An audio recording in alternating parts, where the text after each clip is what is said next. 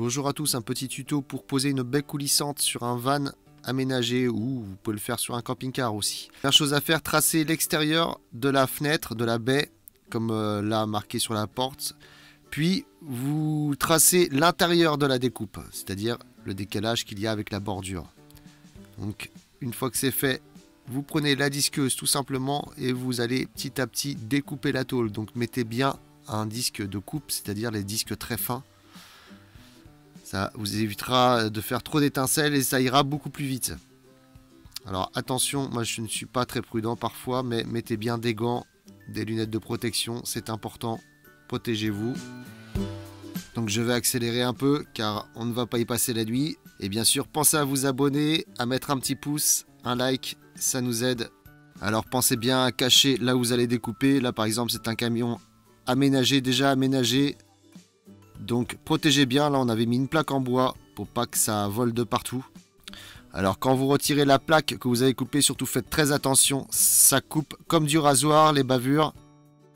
Les bavures en métal créées par la disqueuse, c'est vraiment comme des lames de rasoir. Donc là je vais appliquer la lime électrique pour justement ébavurer et que ça ne soit plus coupant au toucher. Là maintenant je vais présenter la baie pour voir si elle rentre bien. Donc là elle rentre bien, mais si jamais ça force, n'hésitez pas à réélargir un peu avec la disqueuse ou la lime. Je viens maintenant appliquer le Sikaflex. Alors là c'est pour du scellement, c'est en polyuréthane, scellement extérieur.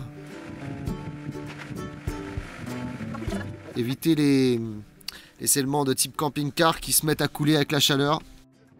Donc je viens en rajouter ainsi un peu autour de la fenêtre pour faire bien l'étanchéité. Que ce soit sûr qu'il n'y ait pas de fuite. Et je vais venir poser la baie vitrée en la mettant droite. Alors ça se fait à vue d'œil en fait. Alors vous pouvez prendre des codes, tracer le bas, le haut. Moi je l'ai fait à vue d'œil. Ensuite je vais venir fixer les rivets. Alors généralement sur les baies, au niveau à l'emplacement où vous pouvez mettre les rivets, il y a une ligne au milieu, ça vous permet de vous faire un gabarit pour percer, ça vous centre le forêt. Percez bien sur ce trait, ça va tout vous centrer. Et donc maintenant je viens appliquer les rivets. Donc là j'utilise du rivet standard inox ou alu. Pas de panique pour le Sika qui s'enlève très facilement à l'aide de papier essuie-tout et avec un peu d'essence F, ça part relativement facilement. Et l'essence F, vous pourrez la trouver au rayon des produits comme l'acétone, soude caustique, etc. Les produits chimiques dans les magasins de bricolage. Et la partie la plus difficile, on va dire, c'est ce qui m'a pris le plus de temps, c'est de mettre ce joint qui va venir cacher les rivets.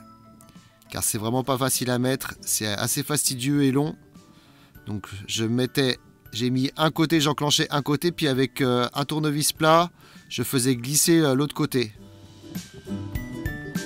La pose de la baie est finie, alors bien sûr, il faudra isoler l'intérieur et mettre le joint intérieur. Je vous dis à bientôt pour de prochaines vidéos.